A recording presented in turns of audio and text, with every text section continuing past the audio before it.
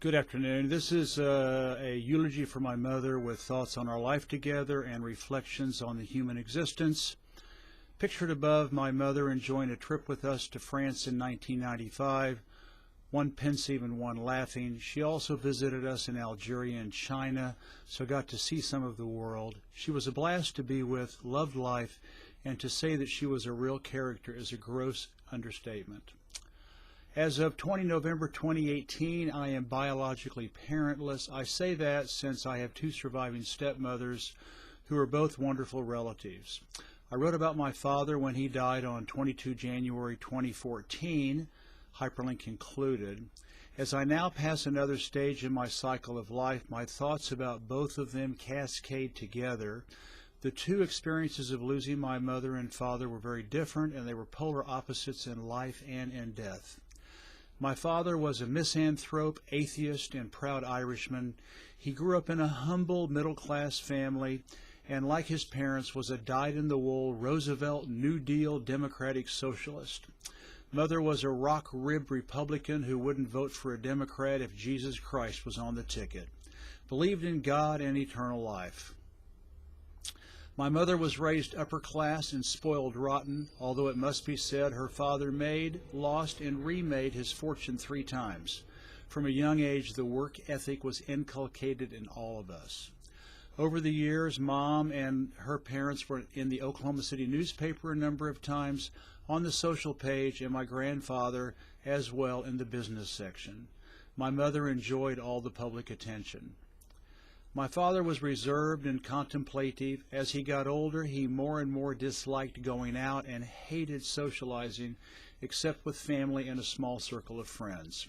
Mom was a fun and funny, extroverted social bug who loved eating out with friends, family, and going to parties. My father was a brilliant writer and deep thinker. He listened to classical music, read weighty fiction books, watched PBS, and listened to NPR, although he loved several commercial TV shows too, which always perplexed me. He was more suited for San Francisco or Greenwich Village in New York City, but deeply loved Oklahoma, where he moved to from Illinois when he and my mother got married. Mom had her pop music, game shows, local and Fox News, popular fiction books, mainstream magazines, and newspapers. She was a typical American from a conservative part of the country and wouldn't live anyplace else. As he got older, my father increasingly rejected materialism, becoming more ascetic and curmudgeonly, but his outlook on life changed long before that. When I was 12 years old, he rejected his big salaried country club bourgeois lifestyle with my mother and left the family to start farming in the countryside, something my city-loving mom refused to do. There's a hyperlink to a TED Talk that I gave in part about that. She held a vocal grudge about their divorce from then on, which I never quite understood. Years later, my mother extravagantly blew her entire inheritance, which was not insubstantial, on expensive cars, dining out, parties, clothing, and furnishings. When that ran out, she worked part-time until she was over 80 to supplement her Social Security check. She learned to live within her means, which she accepted admirably, while continuing to lunch and dine modestly with friends, going to the hair salon every week, and playing in her bridge club, until too many died to keep it going. She was one of the last ones standing. My father's mind was clear and functional up to his final days, but starting in 1988, his body was wrecked by several malpracticed back surgeries. Luckily, he was able to function and lead a fairly active physical life until the end, when the 24/7 pain he had to endure for the 20 previous years got so bad that he had to start taking daily doses of morphine. My mother's body was quite functional up until her final days, but when we were back home in 2017, dementia was already setting in and gradually getting worse. While my father's death was not totally unexpected, I got an email out of the blue from his wife, so there was the sudden shock of finding out. My mother, on the other hand, went to a nursing home a couple of weeks ago, clearly ready to die. In fact, last week they found her not breathing and rushed her off to the hospital, where she was resuscitated with a ventilator. This was against the wishes that she thought she had written in her living will, but which was poorly worded and for which she had reminded us countless times, I don't want to be kept alive when it's time to go. I don't want to be hooked up to a machine. Thus, the situation was agonizing for us family members, but it turned out to be a blessing in disguise. Because of that, we were able to say our respectful goodbyes to Mom, her two younger sisters, my sister, and two of her children. Our older daughter and son-in-law were able to be with her in her final hours. Getting up in the middle of the night and using WeChat video, my wife, our younger daughter in Beijing, and I got to express our final words of affection and love.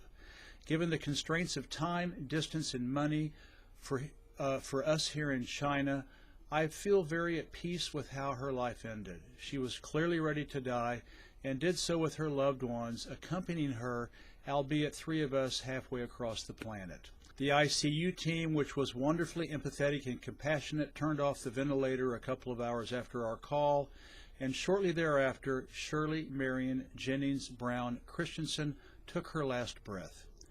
Just the week before, my wife and I telephoned her at the nursing home and got to talk to her the day before she stopped breathing and taken to ER.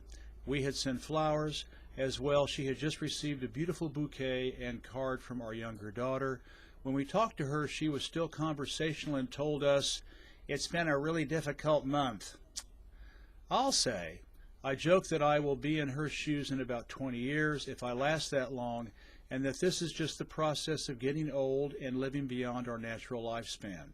I told her many times, and I tell others, that anyone who lives beyond 80 has no room to complain, since thanks to modern technology, we can cheat our species' evolutionary timeline, which is about 40 to 60 years of age. My father died at 82, and my mother was 85. Hallelujah.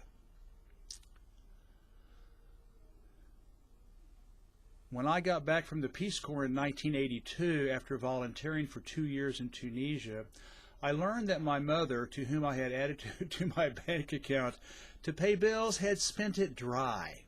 At that immature stage in my life, I was self-righteously furious and cut off all communication with her.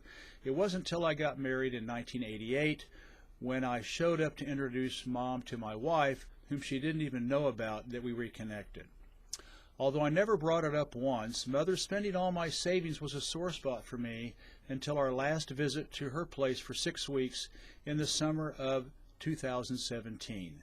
Before going, I had recently read Lao Tzu, L-A-O, and then Z-I. Sometimes I think they spell it T-Z-U, but it really is Z-I. Lao Tzu. Lao Tzu's The Way of the Tao, and had been learning about Buddhism and Confucianism for quite some time.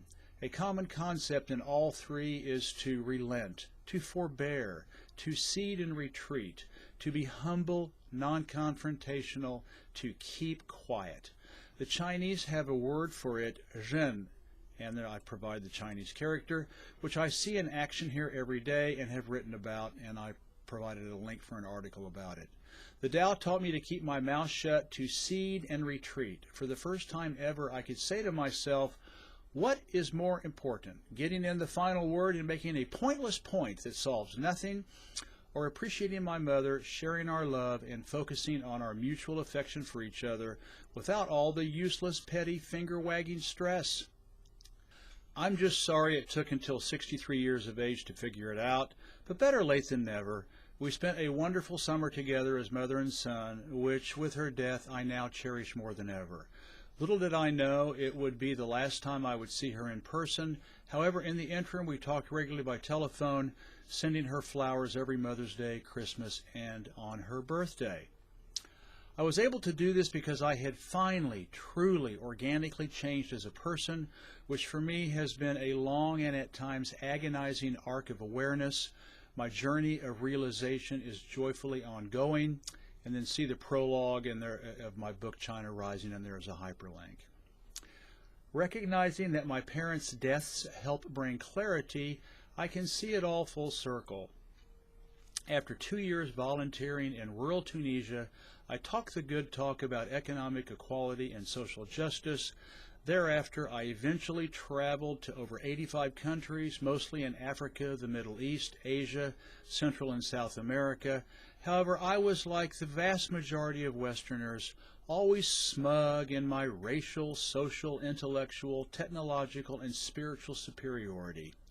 It wasn't until we lost our material possessions in a brutal, protracted bankruptcy, returned to China in 2010, then I journeyed across the mainland in 2012 and wrote the first of my China trilogy books, 44 Days, that I began to change on the inside to become a decent person and a more meaningful global citizen.